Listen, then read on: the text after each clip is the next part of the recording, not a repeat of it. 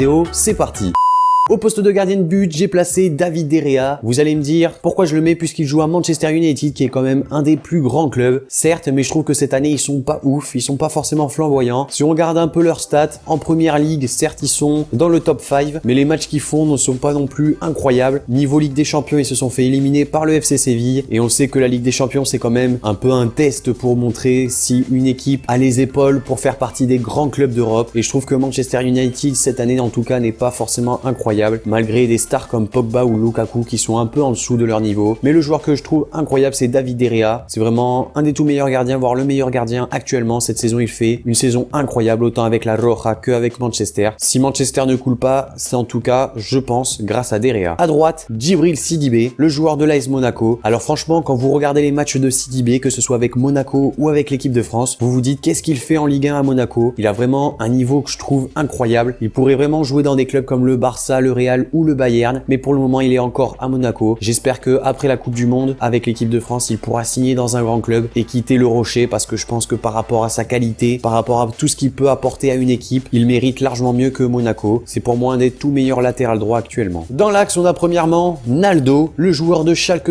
04. Naldo, c'est franchement un joueur pas très connu, je trouve assez sous-coté. Certes, c'est vrai que niveau âge, il est un peu âgé, mais je le trouve franchement assez incroyable et assez important pour son équipe de Schalke. Comme je vous disais, il est un peu sous-coté, on parle pas vraiment de lui, mais c'est vraiment un travailleur dans l'ombre. On le voit pas beaucoup, mais il travaille beaucoup. Il aide vraiment son équipe, c'est un leader en défense. Je le trouve vraiment très très bon. Et c'est vrai, comme je vous dis, il est un peu vieux, du coup c'est un peu difficile de se projeter avec un tel joueur. Une grande équipe n'a pas forcément cette idée en tête qui est d'acheter Naldo, puisque à son âge c'est un peu compliqué. Mais il y a d'autres clubs, je trouve, beaucoup plus importants que Schalke qui peuvent l'accueillir et qui peuvent le faire encore plus évoluer et montrer cette fois-ci aux yeux de tous. À ses côtés, j'ai placé un joueur totalement différent en termes d'âge, c'est Matthijs de Ligt, donc le joueur de l'Ajax Amsterdam. C'est vrai que c'est un joueur extrêmement jeune qui est déjà titulaire en sélection nationale des Pays-Bas, également titulaire dans son club de l'Ajax qui fait, comme vous savez, extrêmement confiance aux jeunes. Et De Ligt, c'est un joueur qui est énormément demandé sur le marché des transferts. Je sais que le Barça est actuellement dessus, ce serait vraiment très intéressant de le faire venir en Catalogne, pouvoir l'associer à Piqué ou encore à Umtiti. Je trouve que c'est un très très bon défenseur qui mérite bien mieux que l'Ajax. Et c'est vrai qu'il est assez jeune. L'Ajax, c'est quand même un club relativement parfait pour évoluer, puisqu'ils sont quand même habitués à jouer la Ligue des Champions, même s'ils vont pas très loin. Mais en tout cas, il est en train de se montrer aux yeux des plus grands clubs européens et c'est pas impossible que cet été il signe dans un top club. À gauche, on a Alex Telles, le joueur de FC Porto. Franchement, ce latéral gauche, c'est vraiment une tristesse qu'on puisse pas en parler autant, parce que je le trouve vraiment très très très bon sur son couloir. Certes, défensivement, c'est pas non plus incroyable, mais offensivement, je trouve qu'il apporte énormément de solutions. Je regarde quelques matchs du FC Porto et je trouve que c'est un des très très bons latéral gauche. Après, en sélection brésilienne, c'est dommage puisque on a souvent cet automatisme de penser juste à Marcelo, voire en doublure Alexandro de la Juventus ou Filipe Luis de l'Atlético Madrid. Mais c'est vrai que Alex Telles a largement la possibilité de venir concurrencer Marcelo, qui est pour beaucoup l'un des meilleurs latéral gauche du monde, certes, mais je pense que Alex Telles a vraiment un niveau incroyable et pourrait mériter mieux que le FC Porto, notamment pourquoi pas un club anglais tel que Chelsea ou encore Manchester City. Et bien sûr, dans cette opération, Porto ne serait pas perdante parce qu'en retour, elle recevrait une belle somme d'argent. On sait que des clubs comme Porto, Monaco, voire Benfica, c'est des clubs qui aiment vendre assez cher. Au poste de milieu de terrain, j'ai premièrement mis Radja Nainggolan, le joueur de l'AS Roma. Nainggolan, c'est vraiment un joueur extrêmement connu. Il n'y a pas forcément besoin que je vous parle de son style de jeu, comme j'ai pu le faire pour Alex Telles ou encore Naldo. Mais Nainggolan, c'est un joueur qui, malgré toute sa qualité, joue encore à l'AS Roma. Je veux pas dénigrer ce club-là, mais je trouve que il mérite bien mieux. L'AS Roma, c'est un club qui va pas très loin dans les compétitions européennes. En Serie A, ils sont pas non plus incroyables. Et je trouve que Radja Nainggolan pourrait largement postuler dans des clubs comme le Bayern, voire même le Real Madrid. Il a tout à fait les épaules pour faire de gros matchs dans ces grands clubs. À ses côtés, autre joueur vraiment très bon, c'est Daniel Parejo, le joueur du FC Valence. Alors comme vous le savez ou non, je suis quand même un grand fan de Liga BBVA, enfin actuellement de Liga Santander, et je regarde quelques matchs du FC Valence et je trouve que Parejo, milieu de terrain, est vraiment ultra bon. C'est un numéro 10, mais qui reste quand même un peu défensif. C'est un numéro 10 qui est vraiment incroyable dans la transition entre la phase défensive et la phase phase offensive. Ça m'étonne vraiment qu'il n'ait pas signé dans un grand club. Je sais que le Barça avait fait il y a quelques temps de cela quelques approches vers ce joueur-là, mais il avait vraiment voulu montrer tout son amour pour ce club du FC Valence. Il est en tout cas actuellement en train de faire de très belles performances au milieu de terrain de cette belle équipe de Ligue 1. En numéro 10, j'ai placé Nabil Fekir, le joueur de Lyon. Alors Lyon, ils ont quand même de bons joueurs, certes un peu trop jeunes comme des Aouar, des Ndombele, mais celui qui porte l'équipe, qui est vraiment au-dessus de tout, c'est Nabil Fekir. C'est un joueur qui pour moi devrait vraiment postuler et devrait vraiment faire partie de la liste des 23 de Deschamps pour la Coupe du Monde en Russie. En tout cas, il a une qualité balle au pied incroyable et je trouve qu'il mérite quand même mieux que l'OL, même si ça reste quand même un des meilleurs clubs de Ligue 1. Il pourrait largement évoluer dans un très grand club. Pourquoi pas son club préféré qui est le FC Barcelone. Au poste d'ailier droit, j'ai mis son compatriote Florian Thauvin. Cette saison, on peut pas dire que l'OM soit non plus incroyable. Une attaque pas forcément flamboyante, des Mitroglou, des Valère Germain, des Dimitri Payet qui sont un peu en dessous de leur qualité. On a quand même Ocampos qui est relativement intéressant sur son couloir gauche, mais le meilleur joueur pour moi de l'OM, ça reste quand même Florian Thauvin. Luis Gustavo pas très loin derrière, mais je trouve qu'il fait quand même beaucoup de fautes, pas forcément régulier. Florian Thauvin, lui, c'est vraiment une pépite, une star de l'OM et le meilleur attaquant de ce club-là. De l'autre côté, joueur du Bayer Leverkusen, Léon Bailly, très jeune pépite. D'ailleurs, je vous avais parlé de Bailly et de la possibilité qu'il avait de jouer avec l'Angleterre pour la Coupe du Monde. N'hésitez pas à aller voir la vidéo si ça vous intéresse. Bref, pour le Jamaïcain Bailly, il s'est vraiment révélé cette saison avec le club de Bundesliga du Bayer Leverkusen et c'est pas impossible que cet été, un grand club vienne l'acheter. Pourquoi pas le Bayern Munich. Et au poste du numéro 9, j'ai placé Ciro Immobile, le joueur de la Lazio Rome. C'est franchement cette saison l'un des attaquants les plus prolifiques et les plus efficaces d'Europe et pourtant il joue qu'à la Lazio Rome. C'est vrai qu'il avait fait des tests en Allemagne au Borussia, ça s'était pas forcément bien passé. À Séville, en Espagne, pas non plus incroyable. Mais c'est vrai que du côté de la Lazio, dans un environnement qu'il connaît, qui est l'Italie, il se sent plus à l'aise, il arrive à enchaîner les buts et les bons matchs. Alors pourquoi pas signer dans un plus grand club et rester en Italie si c'est là où il est le meilleur. Il y a des clubs comme la Juventus ou encore le Napoli, même si bon, ça reste quand même la Juventus, l'un des rares clubs à aller le plus loin en Ligue des Champions, même si bon, Immobile c'est quand même un très bon attaquant qui mérite mieux que la Lazio Rome.